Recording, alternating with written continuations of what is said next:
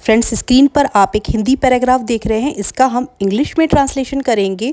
Step by step हर एक sentence को बहुत अच्छे से ट्रांसलेट करेंगे। तो चलिए वीडियो शुरू करते हैं। एक गरीब लड़का था जो गांव से शहर काम करने आया था। एक गरीब लड़का, ठीक है।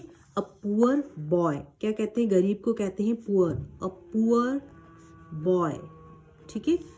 था देखिए पास्ट टेंस की एक्टिविटी है, इसीलिए वॉज आएगा एक लड़के के लिए, देयर वॉज, ठीक है। तो क्या होगा, देयर, THERE, देयर वॉज, ठीक है। जो मतलब हु, ठीक है। गांव से, ठीक है। तो गांव से के लिए क्या होगा, फ्रॉम अ विलेज। से के लिए फ्रॉम अ विलेज, ठीक है। शहर किधर आया था, किसकी ओर आया था, to the city, to the city, ठीक है। काम करने के लिए आया था। काम करने को क्या कहते हैं हम, वर्क। तो क्या, फॉर वर्क, ठीक है।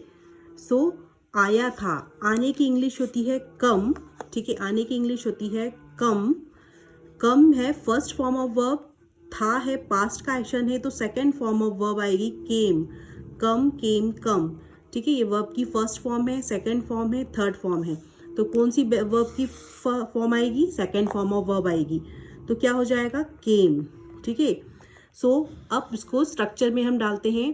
पहले सब्जेक्ट आएगा, तो आएगा देयर वॉज, ठीक है। There was a poor boy, who came from a village to the city for work.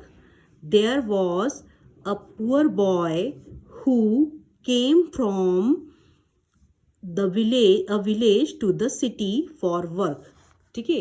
So whole translation will be, there was a poor boy who, एक गरीब लड़का था जो, who came, आया था, came from a village से किस और आया था, टू कनेक्ट कर रहा है और बता रहा है किस और आया था, टू द सिटी, किसके लिए आया था, for work. So this is the whole translation. उसे इंग्लिश नहीं आती थी, इसलिए लोग उसका मजाक उड़ाते थे। उसे के लिए, ही लड़का है इसीलिए आया ही। क्या नहीं आती थी, इंग्लिश नहीं आती थी। किस चीज़ को नहीं जानता था, किस चीज़ के लिए हम, जो भी किसी चीज़ को जानने को हम कहते हैं नो, ठीक है। नहीं आती थी, तो क्या नहीं आती, उसे इंग्लिश नहीं आती थी। पास्ट टेंस है, देखिए किसी भी काम का आना, करने को हम कहते हैं डू या डज, ठीक है। यदि प्लूरल है सब्जेक्ट आपका, सिंगुलर है ही, शी और इट है, तो हमेशा याद रखना डज आएगा, ठीक है। ये प्रेजेंट टेंस की बात है, प्रेजेंट टेंस वर्ब की फर्स्ट फॉर्म है, ठीक है। और डू जो आता है वो आता है आई, वी, यू, दे, ठीक है। इसके साथ में आता है डू, ठीक है। इसकी सेकेंड फॉर्म होती है डू और डज की, डिड, ये पास्ट टेंस के लिए है, ठीक है। डिड वर्ब की सेकेंड फॉर्म। थर्ड फॉर्म होती है डन, ठीक है। ये वर्ब की थर्ड फॉर्म है, पास्ट का एक्शन है इसीलिए डिड आएगा। डिड के बाद में हमेशा वर्ब की फर्स्ट फॉर्म आती है, ठीक है, हमेशा याद रखना। ही did not know English, he did not no, ठीक है। इसीलिए डिड के बाद में हमेशा वर्ब की फर्स्ट फॉर्म आती है, इसीलिए नो ही रहा है, इसका न्यू नहीं हुआ है, ठीक है। नो की फॉर्म होती है नो, न्यू, नोन, ठीक है। यहाँ पर वर्ब की सेकेंड फॉर्म नहीं आएगी, फर्स्ट फॉर्म आएगी, ठीक है। ये याद रखना आप हमेशा, डिड के साथ में वर्ब की फर्स्ट फॉर्म आती है।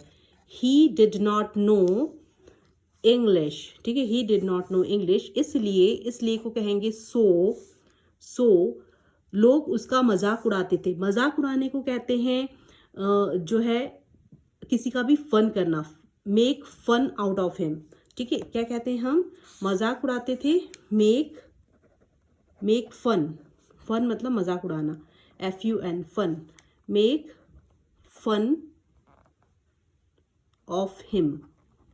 ठीक है, अब उड़ाते थे, कोई काम हम पास्ट में करते हैं उसके लिए हम क्या, पीपल, यहाँ पे देखिए लोग के लिए पीपल, उसका मजाक उड़ाते, उसके लिए आप यहाँ पर हिम लिखा है आपने। ठीक है, अब देखिए किसी भी चीज़ को हम करते हैं, पास्ट की बात बताते हैं तो हम यहाँ पर यूज्ड टू यूज करते हैं। ठीक है, used to, people used to make fun of him. जैसे हम साथ में स्कूल जाया करते थे, आप बता रहे हैं पिछले कोई बात, तो we used to go school together. Used to के बाद में भी हमेशा वर्ब की फर्स्ट फॉर्म आती है, याद रखना, यूज्ड टू मेक आया है इसीलिए।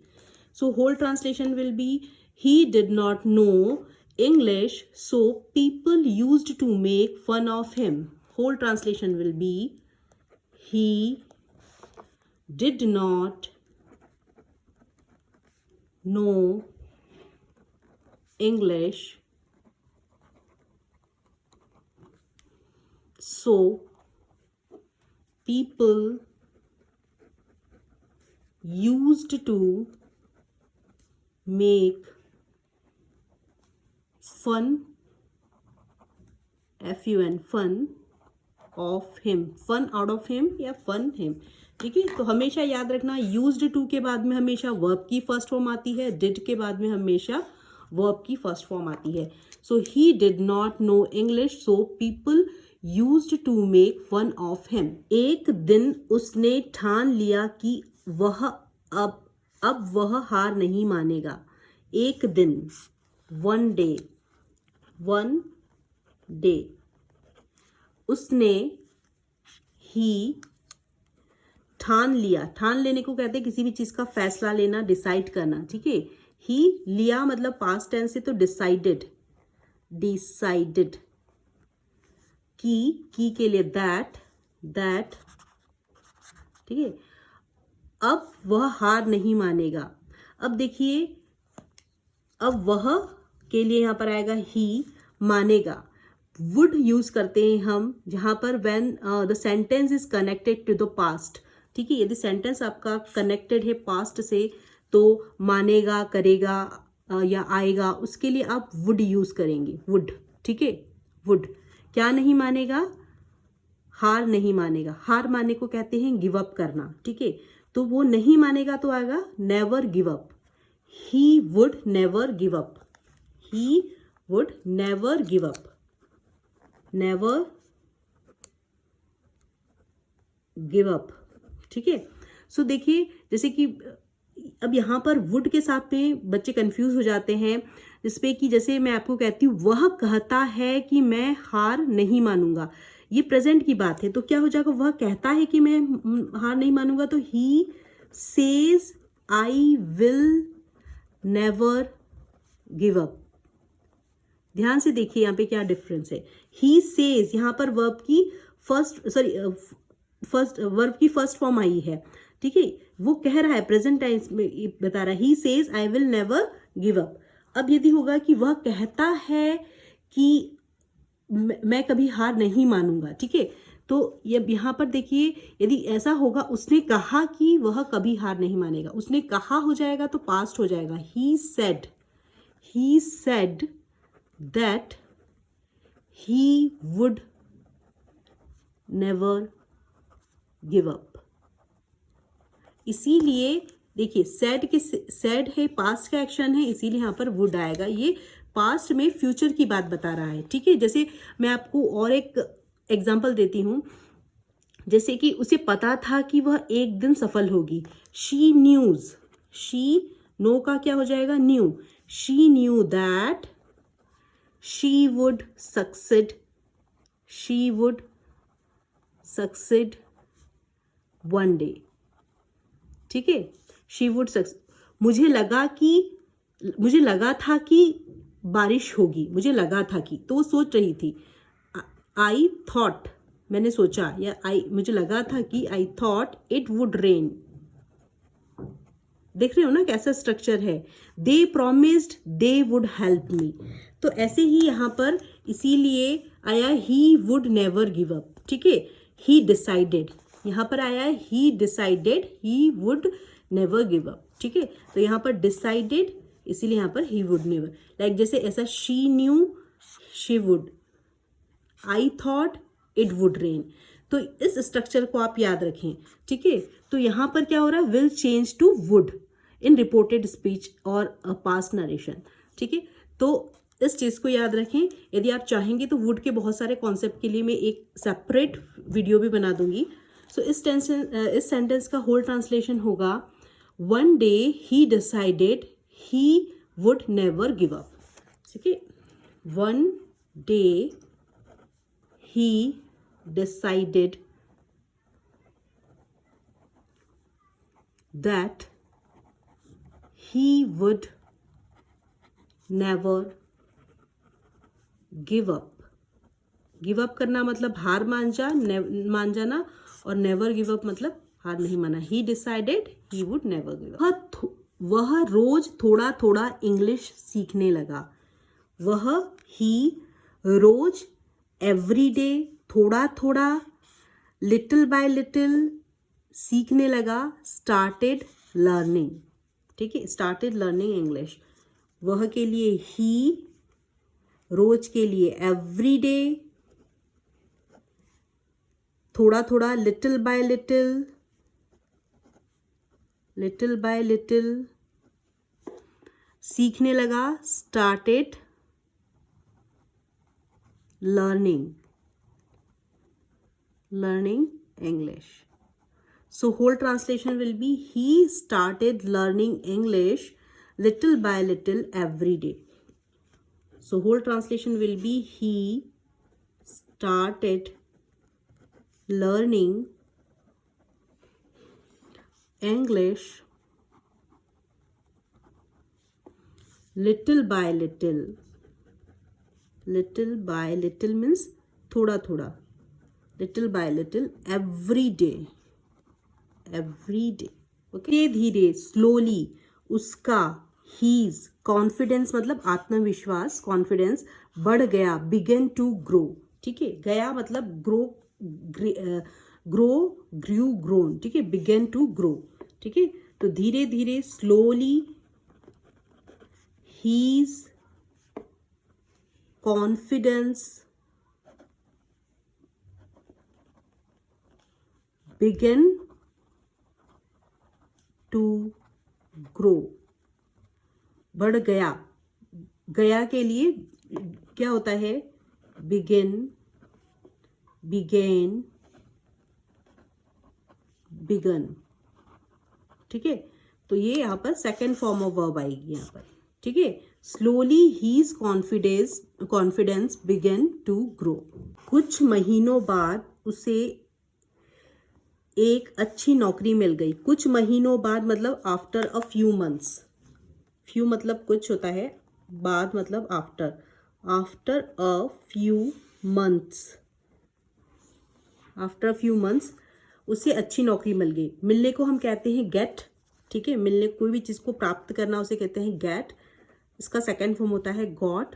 Second form, third form got भी होता है और गॉटन भी होता है, ठीक है। तो हम मैक्सिमम गॉट यूज करते हैं, ठीक है। तो गॉट, गेट, गॉट, गॉटन, ठीक है। वर्ब की second form, first form, third form. चूंकि हमारा ये पास्ट का सेंटेंस है इसीलिए गॉट आएगा, ठीक है, गॉट आएगा। So he got a good job. अच्छी नौकरी मतलब, अच्छा मतलब गुड, मिल गई मतलब गेट का गॉट हो जाएगा। So he got a good job. नौकरी को जॉब कहते हैं। So whole translation will be, after a few months he got a good job. अब वही लोग उसकी तारीफ करते हैं जो पहले हंसते थे। अब मीन्स नाउ। वही लोग, the same people, the same people उसकी तारीफ कर उस पर हंसते थे। पीपल हु, जो पहले हंसते थे। हु, जो के लिए आएगा हु, उस पर पहले हंसते थे। Once laughed at him.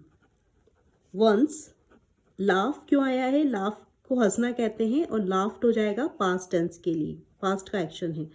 Laughed at him. अब क्या करते हैं? उसकी तारीफ करते हैं। तारीफ करने को कहते हैं प्रेज करना।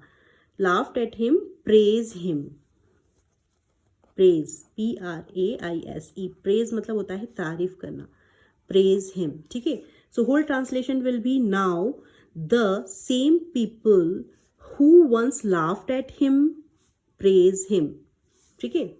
सो whole translation will be, now the same people who once laughed at him, कैसे करते हैं हम उसे? तारीफ करते हैं, praise him, PRAISE, praise him। Friends, ये 10 प्रैक्टिस सेंटेंस है। चलिए जल्दी जल्दी करते हैं। मुझे इंग्लिश नहीं आती है, ठीक है। मुझे इंग्लिश नहीं आती। आई डोंट नो। आने को मैंने कहा था नो, किसी चीज़ का पता ना होना, इसलिए हम कहते हैं know. I don't know English, ठीक है। इसे प्रैक्टिस करनी है स्पीकिंग में भी। लोग मेरा मजाक उड़ाते हैं। People make fun of me. लोग मेरा मजाक उड़ाते हैं। People make fun of me. मजाक उड़ाने को क्या कहते हैं? मेक फन, मेरा, ऑफ मी, ठीक है। People make fun of me. मैं हार नहीं मानूंगा। I will not give up. I will not give up. I will not give up. हार मानने को कहते हैं गिव अप करना। नहीं मानूंगा, नॉट गिव अप, ठीक है। मैं हार नहीं मानूंगा। मैं रोज इंग्लिश सीख रहा हूँ। I am learning English every day. I am learning, present continuous tense, ठीक है। ING, EASMR ING। I am learning English, रोज के लिए आएगा every day. I am learning, धीरे धीरे मैं बेहतर हो रहा हूँ। Slowly I am improving. Slowly I am improving. Improve करना मतलब बेहतर होना। अब मुझे कॉन्फिडेंस आ रहा है। Now I have confidence. किसी भी चीज़ का आपके पास होना, उसे हैव यूज़ करते हैं। Now I have confidence. Now I have confidence. मेहनत कभी बेकार नहीं जाती। Hard work never goes waste. मेहनत को कहते हैं हार्ड वर्क। नहीं के लिए आएगा नेवर। बेकार जाने के लिए नहीं जाती। जाती के लिए आएगा गो। सिंगुलर है इसीलिए गो का गोज हो जाएगा। Goes waste. वेस्ट मतलब बेकार होना। तो hard work never goes waste. एक दिन मैं सफल बनूंगा। One day I will become successful. One day